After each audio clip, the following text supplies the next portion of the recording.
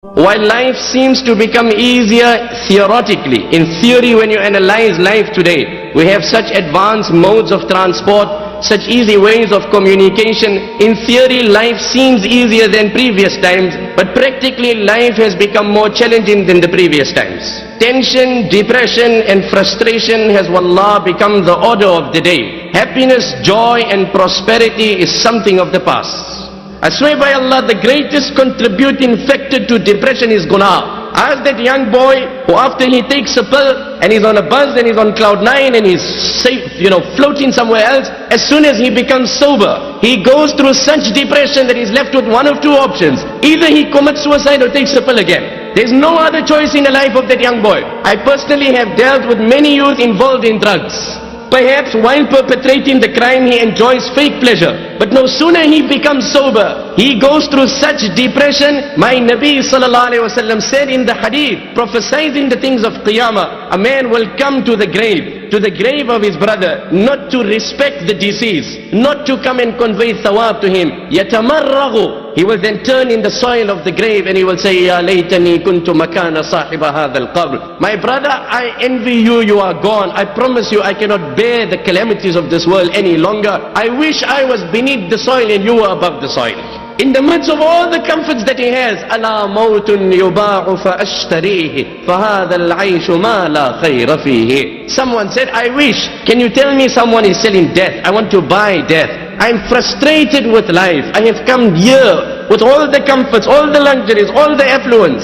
Now in a fit of frustration you say, I wish I die, I wish I die, I wish I die. Take any youngster to a rehabilitation. When he's been admitted in that particular rehab, the first thing they ask him is the symptoms of drugs. Did the thought of suicide cross your mind? That's among the first things.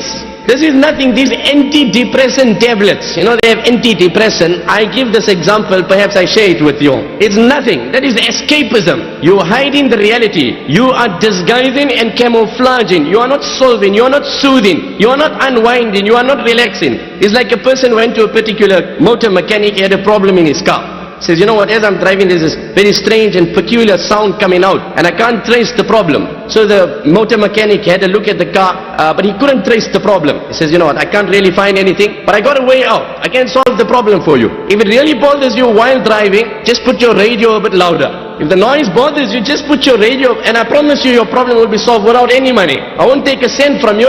You just turn the volume a bit louder and that's it. I swear by Allah, that is antidepressant tablets. You have solved no problem. You have only camouflaged it, you've disguised it. The problem remains. Become sober and it's worse than what it was. That is antidepressant tablets. The riwayat of Bayhaqi, Nabi alayhi salam said, La hawla wa la quwwata illa billah is the cure of 99 ailments, the least of which is depression. The least of which is depression. As I was mentioning, brothers, the greatest contributing factor to depression, Allah's qasam, is guna. There is nothing that will depress a man more than sin.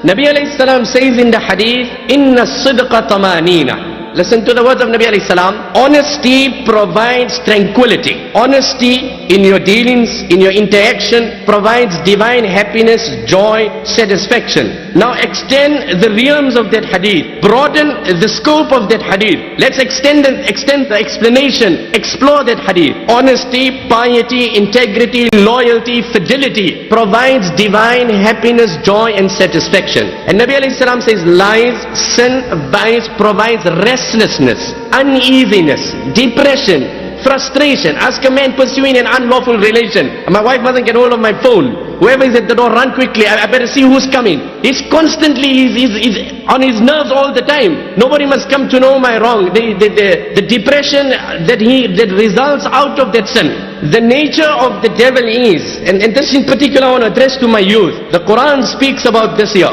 That when the devil provokes a person towards a sin, and he paints the picture that you make zina and you will be happy. You take the spill and that will be the end of pain in your life. And that is it. كَمَثَلِ الشَّيْطَانِ إِذْ قَالَ لِلْإِنسَانِ اكْفُرْ كمثل الشيطان إذ قال للإنسان اكفر فلما كفر قال إني بريء منك إني أخاف الله رب العالمين فكان عاقبتهما أنهما في النار خالدين فيها وذلك جزاء الظالمين. The similitude of the devil when he incites and provokes you to a sin. Now when the devil provokes you to a sin, then he plans the sin for you.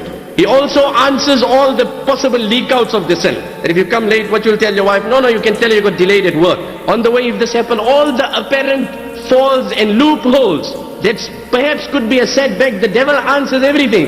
Instantly the mind is running. The devil is flowing. The sin is vivid before him. He's got a choice, either he does it or not. It looks very tempting, very appealing, very convincing, very, if I do it, this is what I actually need in my life. It will be the end of this depression and tiredness and fatigue and whatever else as it is. A beautiful massage, by gentle hands. What more do I need? So the devil provokes him up. And the devil says, do it, and I'm with you, all the way.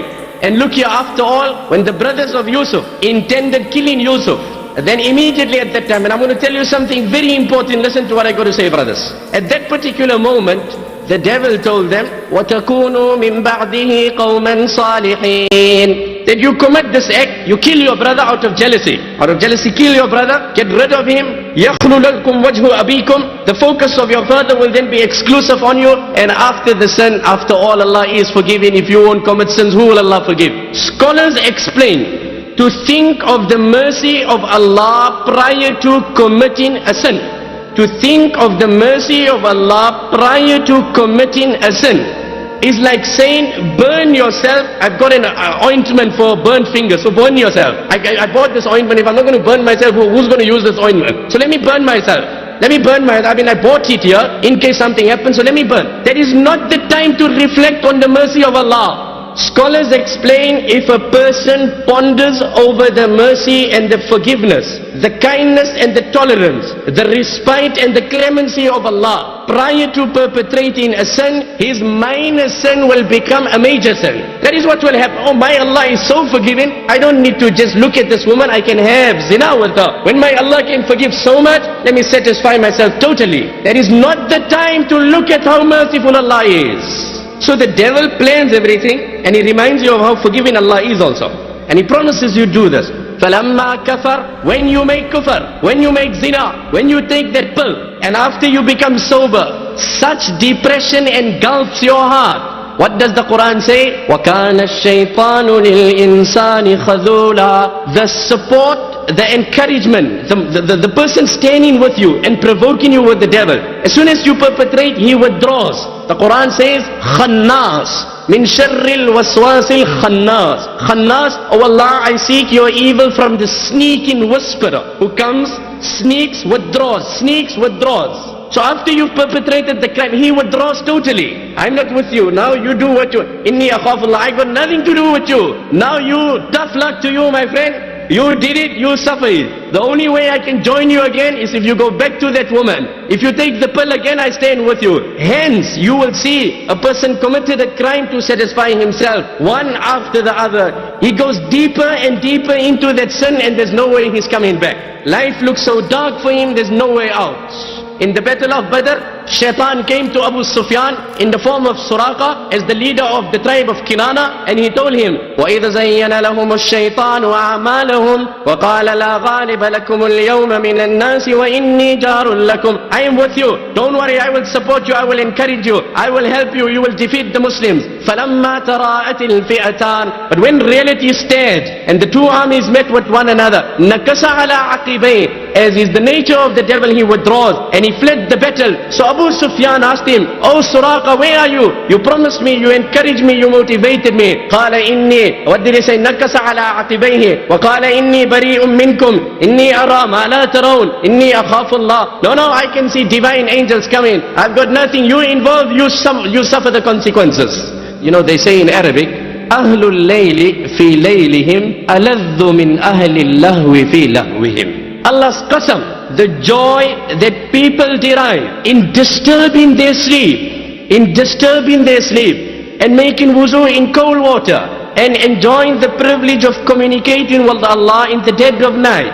is much greater and much more than that young boy who's sitting on the lap of a beautiful, seductive, strange woman in the heart of a club with a bottle of wine in his hand. My brother, you have tasted the fake pleasure. You've seen how it has deceived you. I call you in this gathering and I invite you and I implore you. I introduce you to divine pleasure. I introduce you to spiritual pleasure. Wallah, there is such pleasure in salah. A time may Allah favor you with it, one and all, where you will go in sajda, and I promise you, you will derive such pleasure. Allah's qasam, in His control is my life. You won't able to lift your head up. I promise you, brothers, I can cheer and say it. There are those moments which Allah gives.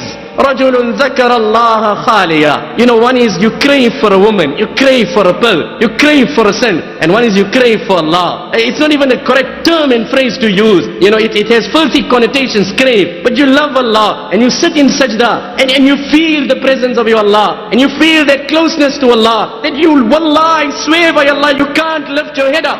You just cannot. It's like you're stuck. There's something between you and your Creator. May Allah give it to you.